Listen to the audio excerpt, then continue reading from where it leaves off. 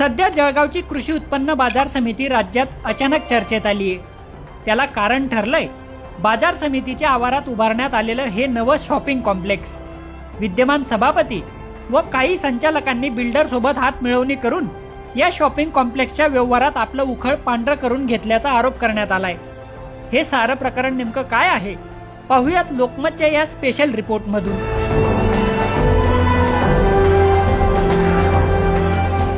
जळगाव कृषी उत्पन्न बाजार समितीने काही वर्षांपूर्वी बाजार समितीच्या आवारात बीओटी तत्वावर शॉपिंग कॉम्प्लेक्स उभारण्यासाठी ठराव केला होता. त्यात 184 दुकानं असणार होती. निविदा प्रक्रिया राबवल्यानंतर वाटाघाटीत पराग कन्स्ट्रक्शनला ठेका देण्यात आला. या करारात बाजार समितीला 5,72,00,000 रुपये मिळणार होते.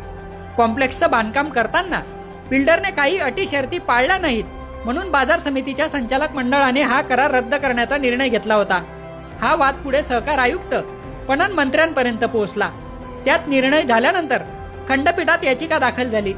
तत्कालीन सभापती श्यामकांत सोनवणे यांनी पिटिशन दाखल करून राज्य सरकारच्या निर्णयाला आव्हान दिलं होतं.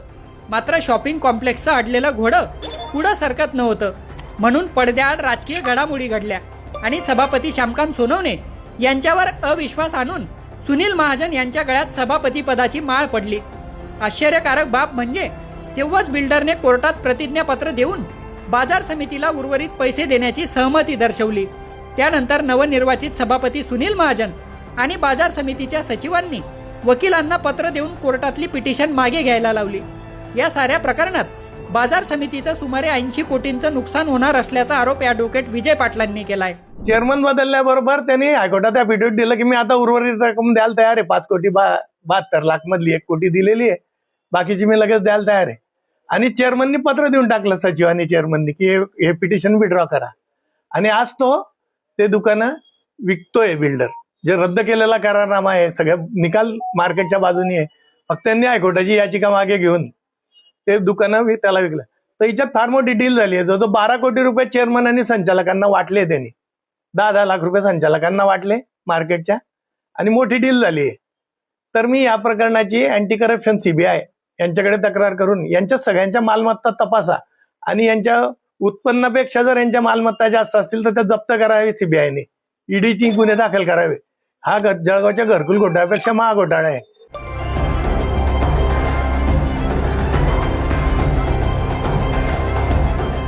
बाजार समितीच्या या कॉम्प्लेक्समध्ये राजकीय लोकांनी शॉपिंग केल्याची बोंब फुटल्यानंतर शेतकरी संघर्ष समिती मैदानात उतरली. बिल्डर धार्जिना करार तत्काळ रद्द करण्याची त्यांची मागणी आहे. या जागेचं मूल्य अब्ज रुपयात आहे. इथं भाव 18,000 रुपये स्क्वेअर फूट चांगला जातोय भाव. आणि आज या मार्केटला विकासकाला फक्त 5 कोटी रुपयाला हे दुकाने देऊन टाकलेले BOT build operate and transfer. मला वाटतं शेतकऱ्याच्या थडग्यावर एम कॉम्प्लेक्स बांधला तर शेवटचं आहे. शेतकरी पूर्ण संतापाने रस्त्यावर उतरलेला आहे. आज 180 दुकानं बांधण्याची परमिशन असताना विकासकाने 198 दुकानं बांधली. म्हणजे कुठलं आहे, कुठे न्याय, कुठे नियम, कुठे काहीच समजत नाही. हा बीओटीचा करार तात्काळ रद्द करा. हा बिल्डर धार्जिण्या करार आहे. आणि आज जर करारात जर दुकाने विकले गेले तर उद्या आम्ही सर्व शेतकरी इथे येऊन इथं प्रत्येक दुकानाला टाळं लावू. ज्या बिल्डरनी हे गाडे बांधले, मुळात हा व्यवहारच बेकायदेशीर आहे. ही शेतकऱ्यांची संस्था आहे. त्यामुळे इथे शेतकऱ्यांच्या प्रतिनिधींना किंवा शेतकऱ्यांच्या शिष्टमंडळ किंवा त्यांना विचारून हा व्यवहार व्हायला पाहिजे होता. नक्कीच यामध्ये असं बोललं जात आहे की खूप मोठा आर्थिक व्यवहार यामध्ये झालेला आहे. तर जो काही आर्थिक व्यवहार झाला असेल किंवा आमचं असं म्हणणं आहे की शेतकऱ्याची संस्था आहे, त्यामुळे गाडे विक्रीचा जो अधिकार आहे हा बिल्डरचा न राहता हा कृषी उत्पन्न बाजार समितीचा असायला पाहिजे होता, पण तसं दिसत नाहीये. तर आमचं म्हणणं आहे की जे काही आरोप आहेत आणि जो काही प्रकरण आहे यावर शासनाने तात्काळ यावर लक्ष घालून या व्यवहाराची संपूर्ण सखोल अशी चौकशी करावी. हे व्यापार संकुल डेव्हलप करण्यासाठी तुमची ताकद न होती का? का बीओटी तत्वावर तुम्हाला द्यावं लागलं? तुम्ही ज्या शेतकऱ्यांच्या मतदानावर येतात त्या शेतकऱ्यांची कधी तुम्ही हिसगूत केली का? कधी एखादं शेतकऱ्यांचं मंडळ त्या ठिकाणी त्यांनी नेमायला पाहिजे होतं गावागावातले आणि त्यांच्याशी या संबंधी चर्चा करून तो निर्णय घ्यायला पाहिजे होता. आता तो भ्रष्टाचार वगैरे हा आमचा भाग नाही.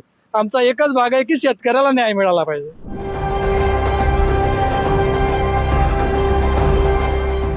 या प्रकरणात पराग कन्स्ट्रक्शन सुरुवातीपासून वादात राहिली आहे.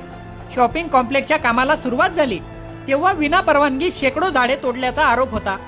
झाडं तोडल्यामुळे महापालिकेने केलेला लाखो रुपयांचा दंडही या कंपनीने भरला नसल्याचं सांगितलं जात आहे. त्यांनी जवळजवळ मार्केट कमिटीचे 125 झाडं एका रात्रीत तोडून टाकले, जुने झाडं.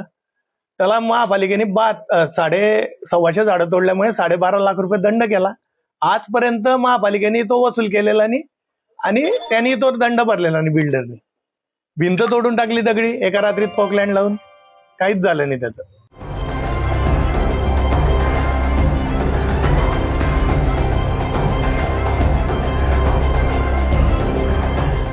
या प्रकरणात झालेल्या आरोपांबाबत विद्यमान सभापती सुनील महाजन आणि पराग कन्स्ट्रक्शनचे संदीप भोरडक्के यांनी काय प्रतिक्रिया दिली तेही पहा. आरोपांमध्ये कोणतंही तथ्य नाही. सर्व निर्णय हे कायद्याच्या चौकटीत घेण्यात आले आहेत. बाजार समितीत अविश्वास ठराव आणल्यामुळे काही संचालकांनी हे षडयंत्र रचलं आहे, अशी प्रतिक्रिया विद्यमान सभापती सुनील महाजन यांनी दिली. या प्रकरणात कोणत्याही प्रकारची अनियमितता नाही. निविदा प्रक्रिया देखील कायदेशीरपणे झाली आहे. आरोप चुकीचे आहेत, असं मत संदीप भोरटक्के यांनी मांडलंय.